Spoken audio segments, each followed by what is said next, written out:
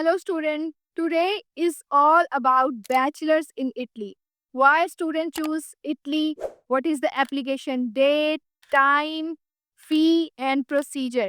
सब डिस्कस करेंगे step by step, even the courses and visa everything. सबसे पहले बात करती हूँ व्हाई स्टूडेंट चूज इटली।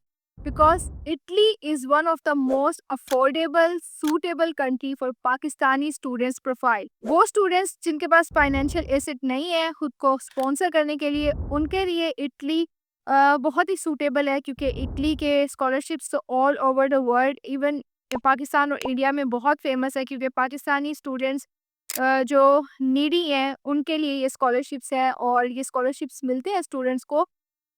तो अप्लाई कैसे करना है, एप्लीकेशन प्रोसीजर क्या है, एप्लीकेशन फ़ी क्या है और कौन-कौन से पोर्टल्स हैं जिनके थ्रू आप अप्लाई कर सकते हैं इटली में। सबसे पहले बात करते हैं एप्लीकेशन टाइम की, जो कि ओपन है बिकॉज़ इट्स नवंबर और दिसंबर, जनवरी बहुत ही क्रिटिकल मंथ्स होते हैं एप्लीकेशंस के लिए, क्योंकि जनवरी के बाद ऑलमोस्ट एप्लीकेशंस क्लोज़ हो जाती हैं। एप्लीकेशन पोर्टल्स कौन से हैं? आप डायरेक्ट यूनिवर्सिटी सर्च कर सकते हैं, उनकी वेबसाइट्स ओपन कर सकते हैं और वेबसाइट ओपन करने के बाद वहीं पे आपने अप्लाई करना होता है। एप्लीकेशन फ़ी क्या है? Most of the Italian universities are free of application fee. आप फ्री में अप्लाई कर सकते हैं और कुछ यूनिवर्सिटीज़ की एप्लीकेशन फ़ी है जो 50 यूरोज़ से 100 एंड 150 यूरोज़ तक होती है। अप्लाई इन 2 मंथ में आप कर सकते हैं, उसके बाद आपकी एक्सेप्टेंस वगैरह आती रहती है। एप्लीकेशन के लिए कोर्सेज़ कौन से होने चाहिए, आप अप्लाई कर सकते हैं इंजीनियरिंग फ़ील्ड्स में, बिज़नेस फ़ील्ड्स में, economics, even in environmental and marine sciences fields.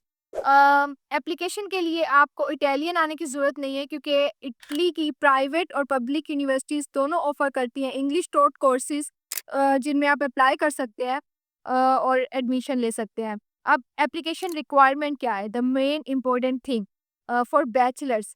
Bachelor के लिए जो रिक्वायरमेंट है वो ये है कि आपकी 12th जो है एफएससी, प्री मेडिकल और pre engineering whatever you have, और ए लेवल्स, इसकी आपके पास सर्टिफिकेट होने चाहिए और वो अटेस्टेड होने चाहिए आईबीसीसी से। अटेस्टेशन के बाद ही आप अप्लाई कर सकते हैं, या इवन इन सम केस आप पहले भी अप्लाई कर सकते हैं और एक्सेप्टेंस आने के बाद और वीज़ा के दरमियान जो टाइम डिफरेंस होता है उसमें आप डॉक्यूमेंट्स अटेस्ट करवा सकते हैं। तो ये जो है आपके लाइक सारे कोर्सेज़ एफएससी के क्लियर होने चाहिए और आपके पास जो डिग्री होती है या सर्टिफिकेट होता है, वो आपके पास मौजूद होना चाहिए during the time of application. उसके साथ-साथ आइल्स की अगर मैं बात करूँ तो आप इंग्लिश प्रोफिशिएंसी लेटर के साथ भी अप्लाई कर सकते हैं। अगर आप आइल्स के साथ अप्लाई करें तो आपकी चांसेस ऑफ एक्सेप्टेंस बहुत ज़्यादा हाई होता है। Then move forward to the scholarships. Italy में स्कॉलरशिप्स जो है वो रीजनल बेस्ड स्कॉलरशिप है। डिफरेंट रीजन्स हैं इटली में और हर रीजन जो है वो स्कॉलरशिप ऑफर करती है स्टूडेंट्स के लिए। फिर नीड बेस्ड स्कॉलरशिप्स हैं, जिसके लिए आपको अपनी प्रोफाइल रेडी करनी होती है कि आप नीडी हैं, आपके पास एक्सपेंस नहीं है इतना खुद को स्पॉन्सर करने के लिए, तो वो स्कॉलरशिप्स आपको मिलते हैं। अब वो स्कॉलरशिप्स जो हैं वो मैनेज क्या-क्या करते हैं, तो आपकी ट्यूशन फ़ी के साथ-साथ वो लिविंग एक्सपेंस भी मैनेज करते हैं, आपका जो मंथली लिविंग एक्सपेंस होता है। अब बात करेंगे ट्यूशन फ़ी की। अगर आपको स्कॉलरशिप नहीं मिलता और आपने ट्यूशन फ़ी पे करनी है, तो it's also very minimum like from 2500 euros to 4500 euros. अब बात करेंगे एक्सेप्टेंस आने के बाद वीज़ा प्रोसीजर की।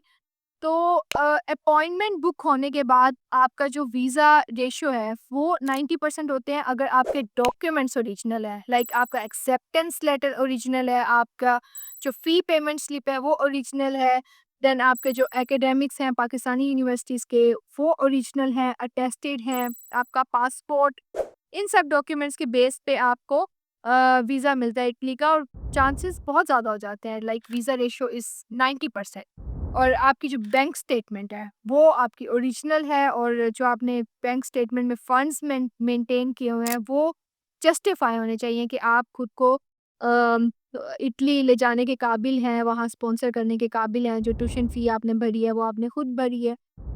लाइक कुछ स्टूडेंट्स होते हैं वो डायरेक्ट उधार लेके बैंक में रख लेते हैं और वो जस्टिफाई नहीं करती फंड्स को, तो वीज़ा रिजेक्शन बहुत ज़्यादा आ जाती है।